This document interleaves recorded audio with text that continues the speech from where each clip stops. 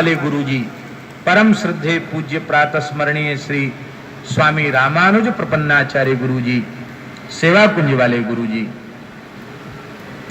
इस समय श्री ठाकुर कृष्णचंद्र शास्त्री जी ठाकुर जी उनके उत्तराधिकारी भी हैं और उनके शिष्य भी पूरे विश्व में भागवत जी का गान कर रहे हैं। और अब तो इंद्रेश जी भी बहुत अच्छी कथा कहते हैं। तो गुरुजी ने एक बार ये कथा सुनाई और हम भूल गए हैं महाराज जी, बहुत पहले, लगभग 25 वर्ष पहले सुनी होगी ये कथा। सुदामा कुटी के मंच से ये कथा गुरुजी ने कही।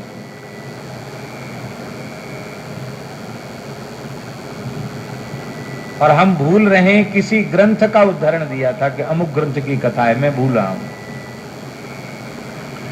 उन्होंने कहा कि जब श्री सीताराम जी अयोध्या विराज रहे थे, राम राज बैठे त्रैलोका, हर्षित भये गए सब शोका, उस समय की बात है। राम जी निरंतर लीला करते हैं, वशिष्ठ जी सभा में आकर के विराजते हैं और वशिष्ठ जी, वैसे तो गुरु जी वाला नाटक है, राम जी प्रणाम करते हैं, वशिष्ठ जी मंत्रोच्चार पूर्वक आशीर्वाद देते हैं, लेकिन वो जानते तो हैं कि श्री राम है कौन, मेरे आराध्य उपास्य इष्ट हैं, तो ऐसे तो पूजा कर नहीं सकते। तो वे अपने आश्रम में पहुंचने के बाद वशिष्ठ जी महाराज अपनी कुटिया में बैठ करके ब्रह्मवेला में भगवान श्री सीताराम जी का ध्यान करते हैं और ध्यान के बाद मानसी सेवा करते हैं।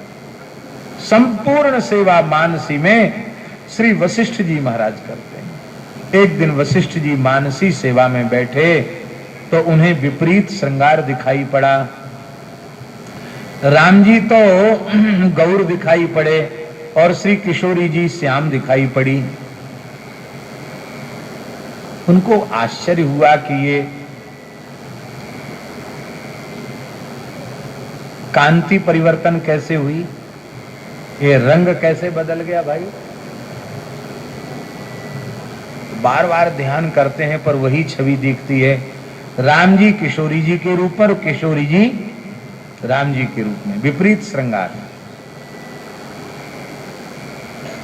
अनेकों बार प्रयास किया वही झांकी ध्यान में आवे, तब मन में विचार किया वशिष्ठ के ध्यान के क्षण में जो स्वरूप प्रकट हुआ है वह कोई भ्रम नहीं है, वह कल्पना नहीं है, जरूर युगल सरकार कोई विलक्षण लीला कर रहे हैं। तो अपने आप को वशिष्ठ जी रोक न सके, वे तत्काल वहां से चलकर श्री महल, कनक महल के द्वार पर उपस्थित हो गए। अब हुआ क्या था कि आज रात्रि में विचित्र लीला यह हुई, सखियों ने जब शयन कराया, महल में शोर करो जनिक होए, अग्र स्वामी जी का पद है, नूपुर दाव चलो मोरी सजनी, रुनक झुनक नहीं होए, महल में शोर करो जनिक होए। है तो महाराज वो सखियां तो सुला के चली गई, पर ये सोए कहां, ये सोए नहीं। परस्पर रसयुक्त वार्तालाप हो रहा था। इसी बीच में श्री किशोरी जी ने कहा, हे प्राण जीवन धन, हमारे मन में एक मनोरथ है। क्या मनोरथ है? कि मैं अपने श्रृंगार से आपको सुसज्जित करूं, अपने स्वरूप में आपका श्रृंगार करूं और आपका श्रृंगार करके फिर झांकी का दर्शन करूं, आप कैसे लगोगे। राम जी थोड़े संकोच में पड़ गए। फिर मन में आया कि गुरुजी ने कहा था वनवास जाते समय कि मैथिली की कभी कोई इच्छा व्यक्त करे तो उसको अपूर्ण नहीं करना गुरु आज्ञा है। तो थोड़ा संकोच पूर्वक मुस्कुराते हुए लजाते हुए से स्वीकार कर लिया और ये कह दिया कि प्रियतमे तुम जो कुछ कह रही हो ठीक है, तुम्हारे मन के विरुद्ध तो हम नहीं जाएंगे, लेकिन हमने कभी उन वस्त्रों का श्रृंगार का अभ्यास नहीं किया। बोले वो आपको जरूरत नहीं, वो तो मैं कर दूंगी आपका श्रृंगार, और आप अपने संपूर्ण श्रृंगार से मुझे सुसज्जित करें। फिर मणियों से जटित विशाल दर्पण के सामने पहले तो परस्पर छवि का अवलोकन करेंगे, फिर दर्पण के सामने बैठकर देखेंगे कि हम दोनों कैसे लगते हैं। बोलो भक्तवत्सल भगवान की जय। ओ महाराज, ये तो श्रृंगार करने वाले लोग जानते हैं, इन पुजारियों से पूछो। श्रृंगार कोई मिनट 2 मिनट का होता है, और ये लीलाधारी हैं, कभी तो बहुत जल्दी श्रृंगार कर लेते हैं और कभी तो बहुत लीला करते हैं। बल्लभ कुल में तो जब ठाकुर जी बार बार श्रृंगार बिगाड़ते हैं तो उनको बार बार भोग लगाया जाता है। हाँ, बच्चे हैं ना, कभी रसगुल्ला कभी हलवा खा के शायद मन जाएं, जब नहीं मनते तो कुछ खरी खोटी भी सुनाई जाती। बोलो भक्तवत्सल भगवान की। तो महाराज, ये ठाकुर की श्रृंगार की लीला तो बड़ी अद्भुत है। आपने कभी मंदिर में भगवान की सेवा पूजा अपने हाथ से की हो तो आपको उसका अनुभव होगा, श्रृंगार का कितना सुख है। हमारी प्रार्थना है, यद्यपि हम स्वयं इस समय इस सेवा से वंचित हो रहे हैं, पर गुरुजनों की कृपा से हमने इसका सुख अनुभव किया है। जहां तक हो सके स्थान में यदि रहने का अवसर मिले तो अपने स्थान के शिव्य ठाकुर जी की सेवा अपने हाथ से जरूर करनी चाहिए, लाड़ लड़ाना चाहिए। भारी सुख है, हमें कहना नहीं चाहिए, पर फिर भी हम निवेदन कर रहे हैं, सेवा में निष्ठा कैसी होनी चाहिए। यदि यह प्रेरणा किसी को लेनी हो तो वर्तमान में सरस कुंज वाले महाराज जी से प्रेरणा लेनी चाहिए। इस आयु में और शारीरिक विकलता के बाद भी जो युगल सरकार को आप लाड लड़ाते हैं वो प्रेरणा है। आज हम पुजारी नियुक्त करते हैं, करना चाहिए, अच्छी बात है, लेकिन स्वयं भगवान के मंदिर में जाने का हमें अवकाश नहीं रहता। कई बार तो आरती स्तुति में भी हम खड़े नहीं होते। महंत जी को आरती देने पुजारी को उनके आसन तक जाना पड़ता है। महाराज जी हरिद्वार में थे, एक जगह नाम नहीं लेंगे, हरिद्वार में एक जगह थे, आरती होने लगी तो हम उठ के जाने लगे। अरे वो टीवी चल रही थी महंत जी के यहाँ। अरे बोले गुरु भाई यहीं आएगी आरती, पुजारी यहीं लेके आएगा। साधु खड़े हैं आरती में। अरे भैया आरती में साधु खड़े हैं तो इसका मतलब है कि आरती स्तुति में खड़े होना, पूजा पाठ करना, ये साधुओं का ही धर्म है। महंत बन गए उनको तो अब सबसे छुट्टी, अब उनको ना आरती में खड़े होना ना स्तुति में खड़े होना, ये नहीं। हमारे श्री गलता वाले महंत जी एक भी स्वयं ठाकुर जी के मंदिर में जाना, रसोई में भी जाना, गौ सेवा में, सारी भगवान की सेवा स्वयं ध्यान दे करके करते हैं।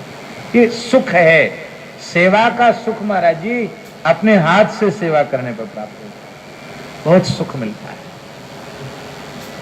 अब हम क्या कहें उसको, महाराज जी जानते हैं क्या सुख मिलता है। तो क्या कह रहे थे हम? हाँ, तो श्रृंगार तो कोई थोड़ी मोड़ी देर का श्रृंगार तो है नहीं। अब वो श्रृंगार होते होते ब्रह्मवेला हो गई और अब समय का पता रहा नहीं। अब दोनों दर्पण के सामने बैठकर छवि अवलोकन कर रहे हैं। वही झांकी तो वशिष्ठ जी को दिखाई पड़ रही थी, क्योंकि ब्रह्मवेला हो गई थी। वो अपना संध्या वंदन करके मानसी सेवा के लिए बैठे थे, ध्यान कर रहे थे। अब जब उन्होंने प्रवेश किया तो अब ड्योढ़ी पर श्री चंद्रकला, चारुशिला आदि सखियां ड्योढ़ी पर हैं।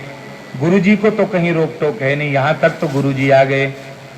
तब सखियों ने कुंडी खटखटाई, गुरुजी को विराजमान किया और रंध्र से कहा,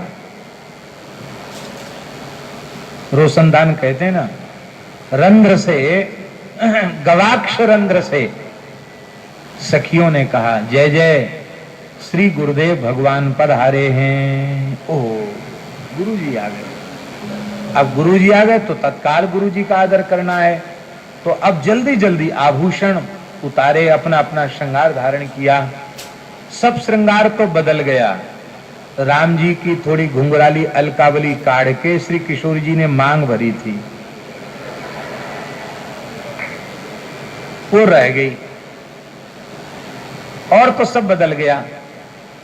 तो आकर के चरणों में प्रणाम किया, बोले गुरुजी आपको प्रतीक्षा करनी पड़ी, क्षमा करना। बोले नहीं नहीं कोई बात नहीं। तो बार बार गुरुजी नक्सिक देखें, ये तो ठीक दिख रहे हैं, अभी थोड़ी देर पहले उल्टा पलटा श्रृंगार, अब क्या है। तो जैसे ही ध्यान पूर्वक देखा, राम जी की मांग में सिंदूर देखा, ऐसे केस देखे, बस मुस्कुरा कर नेत्र भर आए। बोले गुरुजी इस भाव और इस रस के अधिकारी नहीं थे, पर रामभद्र तुमने अपने निकुंज की जो रस भरी झांकी वो भी अपने गुरुजी को दिखा दी। मन ही मन ये बात कही और गदगद होकर गुरुजी ने कहा, जय हो जय हो जय हो, हम धन्य हुए, कृतार्थ हुए। अब राम जी इतने संकोची हैं महाराज जी कि गुरुजी जय जयकार करके गए। अब राम जी महल में बंद हो गए, बाहर निकलते ही नहीं। सरयू जी जाते थे, भरत जी, लक्ष्मण जी, शत्रुघ्न जी सब खड़े हैं, सखा खड़े हैं, सुयग जी खड़े हैं सरयू जी ले जाने के लिए। हाहाकार मच गया, तीनों रानियां व्याकुल हो गईं, पूरे अयोध्या में हल्ला हो गया, राम जी बाहर नहीं निकलते। इतने संकोच में आ गए। भीतर से महाराज बंद कर लिया। खूब अनुनय विनय माताओं ने की, नहीं खोला, भाइयों ने कहा नहीं खोला। गुरुजी से बड़ा तो कोई नहीं। फिर गुरुजी को बुलाया कि आज तो कल रात्रि से महल बंद हुआ है, उसके बाद आप आए थे सवेरे, उसके बाद बंद, तो सायंकाल हो रहा है, अब तक राम जी ने द्वार खोला ही नहीं। क्या हो गया समझ में नहीं आता, कौन सा अपराध हो गया। गुरुजी बोले हम आते हैं। गुरुजी फिर आए, फिर आवाज लगी कि गुरुदेव खड़े हैं द्वार पर, अब तो खोलिए। बोले सब भीड़ भाड़ खत्म करो पहले, हमको अकेले जाने। गुरुजी अकेले गए। रामभद्र वत्स कपाटमुद्घाटय यथाज्ञापयतु देवः। तुरंत उन्होंने द्वार खोले, प्रणाम किया। गुरुजी ने हृदय से लगाकर कहा, इस रहस्य को आपकी करुणा कृपा से केवल वशिष्ठ ने ही ध्यान में देखा है और कोई नहीं जानता। रामभद्र संकोच का त्याग करो।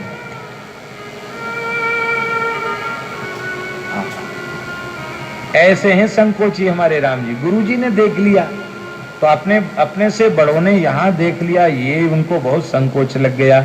इसी संकोच के मारे बाहर नहीं आते। बोले केवल हमको ही बोध हुआ और कोई नहीं जानता कि क्या कारण था, हम क्यों आए, तुमने क्यों बंद किया, ये रहस्य किसी को पता नहीं है। और सब ने यही समझा कि गुरुजी ने कुछ झाड़ फूक कर दी और सब जो समस्या थी सबका समाधान हो गया। बोलो युगल सरकार की। राम जी संकोची।